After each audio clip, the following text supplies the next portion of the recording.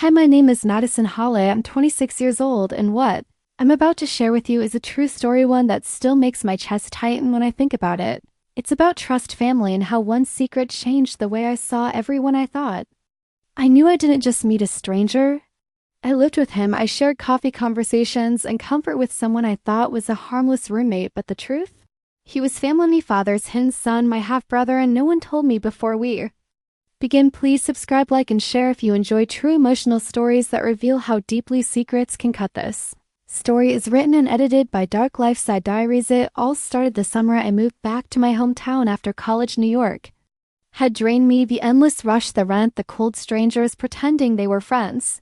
I needed something quieter, familiar. My dad had recently bought a house on the edge of town just outside of Denver, a pretty two-story home with a porch swing, a creaky gate, and a backyard that opened into trees and wind. He wasn't living there full-time, so it was more of an escape space. Then a homebuddy offered it to me rent-free until I got on my feet. There was one condition, though. You'd be sharing the house with someone else, he said. A friend of mine's kid just needs a place for a few months. He's quiet, respectful. You'll barely notice he's there. I didn't love the idea, but I also didn't have the money or energy to argue. That's how I met Logan. The first time I saw him, he was sitting on the front steps with a book in his hand. Dark hair, faded jeans, calm in that quiet, unbothered way that makes you want to ask what he's thinking. He stood when I arrived, gave a soft smile, and said, "Hey, you must be Madison and Logan." I nodded, no butterflies, just simple sense of recognition, like I'd known him before in a dream or another life. He wasn't overly talkative, kept to himself, cooked dinner sometimes. Always asked if I needed help with anything. We settled into a rhythm, separate but peaceful, and slowly that distance began to shrink. We started watching movies together in the living room, curled on one end of the couch, him on the other. We'd laugh at bad acting, argue over which snacks were better. His laugh was warm, his eyes kind, and when he spoke about books or music, his words had weight. It felt good, safe. And then came the night that changed everything. A storm had knocked out the power. I was in the kitchen lighting candles when Logan walked in with a blanket and said, "Want to sit on the porch? It's the only cool place left." We sat under the eaves, rain dancing on the roof above, wrapped in that single blanket, our shoulders just barely touching. We talked for hours about everything, about nothing. I remember the moment I looked at him and thought, this is someone I could fall for, and I think he thought the same, but we didn't act on it, not yet. We weren't lovers. We weren't even friends, really, just two people quietly beginning something dangerous, and all the while neither of us knew. We shared blood. He wasn't just my roommate, he was my father's son, my half-brother, and the truth? It was already too late to turn back. 3 days after that stormy night on the porch, I found myself thinking about Logan more than I should have, not in a romantic fantasy kind of way. More in a what is this weird connection kind of way. There was something unspoken between us, a tension that wasn't quite romantic, but wasn't just friendly either. We hadn't touched, we hadn't flirted, but we also hadn't needed to. Whatever it was, it was growing. That week, Dad called to check in. "Everything good at the house?" he asked. I told him it was fine. Logan was polite, clean, quiet. He asked nothing more, just said, "I'm glad I'll swing by next month to check on things." I didn't mention how Logan and I stayed up late playing board games, or how we talked about childhood memories as if we were untangling some invisible thread between us, or how I had noticed a tiny scar above his right brow that looked eerily familiar to the one I had in the exact same spot. I didn't tell him any of that, but maybe I should have, because 2 nights later, Logan found something. It was late. I had gone to bed early with a headache, and he was in the guest room sorting through some old boxes my dad had stored in the hallway closet. He thought they were his. They weren't. They were mine and my dad's family albums, documents, letters, photos. I woke up to the sound of the hallway light clicking. Oni padded out in a hoodie and socks, rubbing my eyes, and there he was, Logan, kneeling on the floor, one of the albums open in his lap. He looked up at me like he'd just witnessed a crime. His hands trembled. I looked down and saw the photo he was holding. It was a picture of my dad, young, smiling, standing next to a woman I didn't recognize, but beside them was a baby boy. "Logan," I said. Nothing at first, I just stared. He stood slowly and said, almost in a whisper, "Why is this here? Why is my baby picture in your dad's stuff?" I felt the world tilt under my feet. "What do you mean, your baby picture?" "That's me," he said, pointing. "That's me and my mom. That's my birth photo. I've only ever seen it on Swin. I was 5 and it disappeared." I didn't believe him. I couldn't. He walked over and picked up the picture myself. It was real, thick, glossy, slightly bent. At the edges and they're tucked behind it was a letter handwritten from my father. To my son Logan, I'm sorry I couldn't be there, but I promise I've never stopped thinking about you. I couldn't read the rest, my eyes blurred. I looked at him, he looked at me, and then in the coldest silence I've ever felt, realization slammed into us both like a wall. We weren't just two people sharing a house, we were siblings, half-siblings, and we had been living under the same roof. Building something. We should have never started. I couldn't speak. Logan stood there like someone had reached into his chest and torn something out. He was still holding a letter, his hands trembling, lips slightly parted like he couldn't catch his breath. I stepped back feeling dizzy. I didn't know, I whispered. Logan didn't move. He didn't look angry or betrayed, just shattered. Your dad is my father? He asked as if hearing it out loud might make it feel less horrifying, and I couldn't answer. Because I didn't know either. My dad had never mentioned having another child, not once, not in all 26 years of my life. I'd heard stories about his complicated past. Before he met my mom, vague, non-specific lines about a woman he'd loved and lost, a time he didn't like to talk about, but a child? A son? He hid an entire person from me, from both of us. Logan sat down slowly on the edge of the hallway floor, his shoulders hunched forward like he was folding in on himself. I always thought I was unwanted, he said softly. My mom told me my father left before I could remember. She said he was young, scared, not ready. I always imagined him as some faceless guy who regretted me. I never imagined he moved on, had another child, had you. I sat across from him, my hands shaking just as much. And I always thought I was the only one. I said, my dad never said a word. He let us grow up like strangers. We stared at each other, two lives, two timelines, same blood, same man, and somehow a connection that had begun to drift towards something else. The weight of that realization hit me hard. We hadn't crossed a physical line, but emotionally we had gone too far. The porch night, the long talks, the quiet longing we both tried to pretend wasn't real, and now it made me sick. I stood up and walked toward the living room, needing air, needing space. Logan followed the letter, still clutched in his hand. What do we do now? He asked. I turned around, tears burning in my eyes. I don't know, but I need to talk to my father, because someone needed to explain this. Someone needed to own this lie. This wasn't just a mistake. This was a life deliberately hidden. The next morning, I drove to my father's office. No call, no warning. I needed him to look me in the eye when I asked the question that had shattered everything. The receptionist greeted me kindly, but I barely responded. My fists were clenched, my heart hammering. I felt like a child again, walking in with scraped knees, demanding answers no one wanted to give me. When I stepped into his office, he looked up from his computer with a smile. Hey Mads, what a surprise. Why didn't you tell me about Logan? The smile dropped just like that, gone. He didn't say anything. His eyes flicked to the floor, then to the door, then back to me. I think you already know, he said quietly. I know he's your son. I know you left him. I know you lied to both of us. He leaned back in his chair slowly, like the truth had finally settled on his shoulders after years of pretending it wasn't there. It was a different life, Madison. That's not an answer. He sighed, rubbing his face with both hands.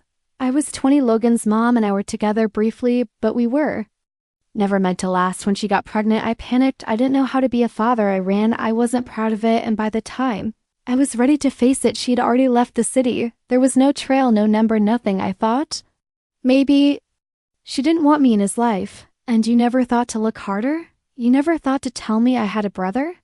My voice cracked. I thought I could bury it. He said, his eyes now glistening. And when I found him again by accident, through an old friend, I felt guilty, so I offered to help, gave him a job, let him stay at the house. I didn't expect this. You mean you didn't expect your children to live under one roof, not knowing they were siblings? His face twisted with pain. I didn't think he'd stay. I didn't think you two would connect too. Didn't plan for this. I swear to you, Madison, I never meant to hurt either of you, but he had, and there was no rewinding time. We didn't do anything, I whispered, but it almost happened. And that's because you kept your shame buried long enough for us to walk into it blind.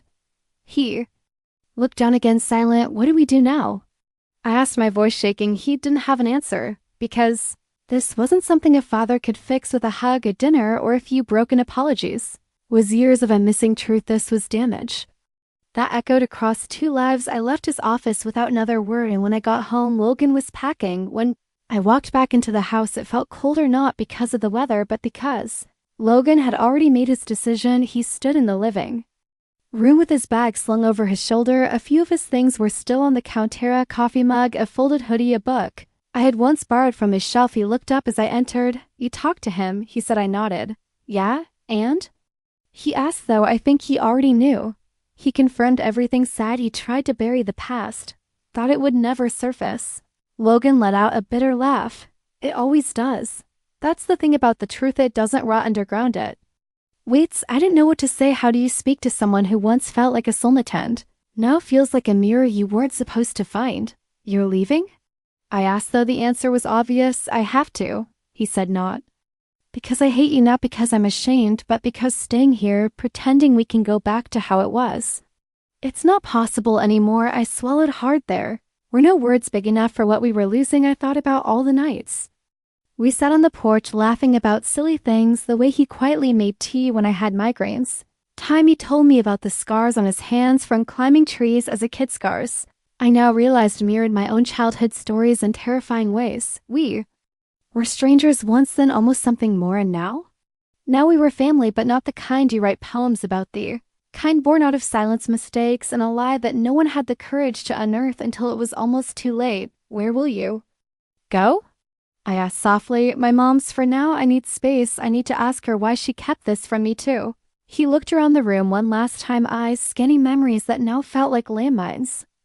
"I'm sorry, Madison," he said. "If I had known, I swear to you, I would have kept my distance." "I know," I whispered, "and if I had known, I never would have let myself feel what I did." There was a long pause. "Do you regret it?"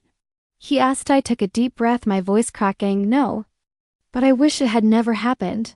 He gave a sad smile of kind that says me too without needing to say the words, and then he walked out the door. No hug, no "see you later," no promises, just silence, and when it closed behind him, it felt like the last page of a story that should have never been written. The house was too quiet after Logan left. I tried to fill the silence with music, movies, cleaning, but it was useless.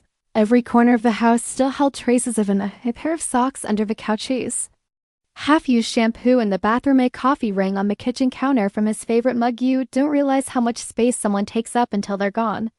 And not just physically, but emotionally, spiritually, silently. I didn't cry the first day or the second. It was on the third night when I passed the porch swing and saw the blanket still folded on the chair that I sat down, pulled it over my shoulders, and finally broke, not because I had lost a lover, but because I had lost a bond that was never supposed to exist, and that pain was harder to name. I felt angry at my father, angry at his silence, angry that he robbed both Logan and me of choice. We hadn't chosen this connection. It was born in lies and left to grow without sunlight, without truth, but mostly I felt broken by the almost Logan, and I never kissed, never touched in a way we shouldn't have, but the feelings were real, and that was the part no one could take away. I found myself wondering how different our lives might have been if we'd known from the beginning. Would we have been friends? Would we have avoided each other?